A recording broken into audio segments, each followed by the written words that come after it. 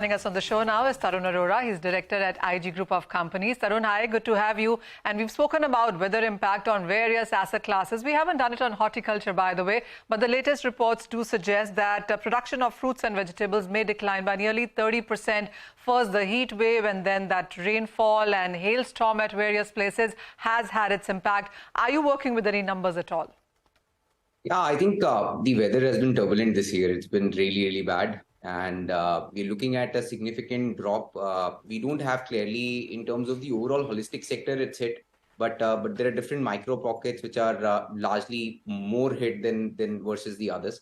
So overall, it's going to be down. That's what we know. And from the micro climate perspective and the geography perspective, it could be very different in terms of numbers. But some could be more, some could be less. So that's where we are. Just to cite example, I think grapes, in which we are quite prominent, seems to be really bad. The northern Indian belts, with some apple crop and pear crop, currently it was time that it was just waking up. The trees were waking up and they're just moving into the flowering. So those gonna be hit badly, and that's what we see. But it's still too early. I think we'll know soon that where it is going. Clearly, when you talk about geographies as well, Tarun, we do understand Maharashtra has had its fair of bad impact on the flowering and the fruit nutrition value as well. Not just Maharashtra, various parts of North, Central India have had an impact as well. Any state you think has fared, worse than the other? I think you're absolutely right. I think Maharashtra is definitely is one of the high impact, and even Uttarakhand, now even some pockets of Punjab. There was a cyclone up in Nabor for citrus, which had a high impact there.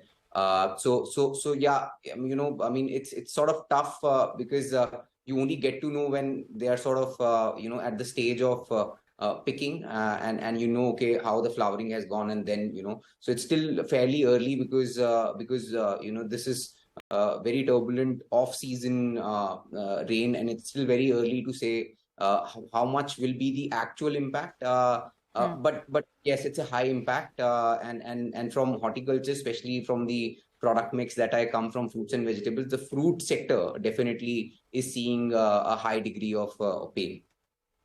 Oh, I can tell you that. Also just going to push you for some more numbers here, Tarun. If I look at the fruits and vegetable output, we saw 334 million tons in 2021. 21-22 was a record 342 million tons. How are we? I mean, are there any numbers, any estimates out yet for 22-23? It's tough to again estimate in really forecast. However, I'm probably if the overall impact, because still not stopping. Even today, the climate was really bad.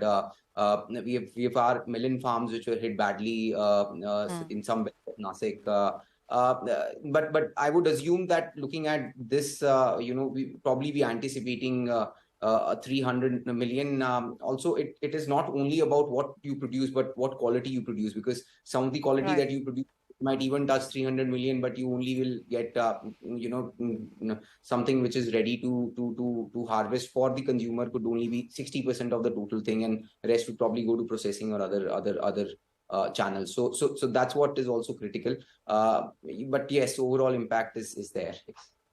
I also want to talk about from the inflation point of view, Tarun, because the prices also have been on a rise for various products, especially horticulture, which is fast perishable as a commodity. How have you seen the prices move on a month-on-month or a quarter-to-quarter basis? Prices over the last 6 weeks have seen a significant increase. I think over the last 12 months, the increase was there, but it was not as significant as we have seen in the last six weeks. And something which I really am worried about, that we see this continuing, because the overall supply over the next quarter seems to be more scarce versus what we have seen previously. There was enough supply there, so I think prices will move up, and we could look at a good amount of increase even from here over the next quarter for fruits. Any percentage number that you would want to put out when you say 6 weeks have seen considerable increase in prices? A vague number on how much of that rise has been?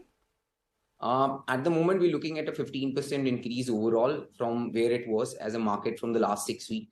And we can, in the next 8 to 9 weeks, can look at a similar or even higher increase.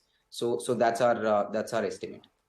Tarun, you are into crop production in India and you are one of the largest fruit importers in the country as well. When you look at both of these prices, the landed cost as well, how are you differentiating between the two? I think the import only covers what is not available in the country during the pockets when we don't. So really, it is for a very different segment of consumer, and the prices there generally are much higher because now with the increase in the currencies and the ocean freight prices, which have now settled, but still the supply chain costs have gone up. The paper prices from the packaging perspective has gone up. So the wood prices have gone up for pallets and for other commodities which are used in the supply chain. So overall import does not really compete as channels and the markets where it goes because it just covers up or what we don't grow. And from the other side, when you look at when you look at Indian produce is definitely something which is for the consumers more in line for value that they bring in terms of the large amount of consumers. So pricing definitely is there's a variability of at least 30 to 50% for the Indian and the imported. However, now the Indian consumers are also even because the Indian game of producing in India is coming up. So there is large amount of diversification that is happening in the plant genetic space in India. So already the look of it, when you look at berry segment now, India itself is proud and confident to be able to offer berries for more than 8 months, which was never the case earlier, and at a very reasonable prices, at a more global average prices. So absolutely, India is coming up with crop diversification on the Indian produce too at the global average prices, and whatever is not there is being covered up from the imported side of it. So that's my overall view between both segments. Okay. Okay, all right, Manisha as well as Tarun, thanks very much for joining in and taking us through that perspective on the commodity space. Well, for the markets,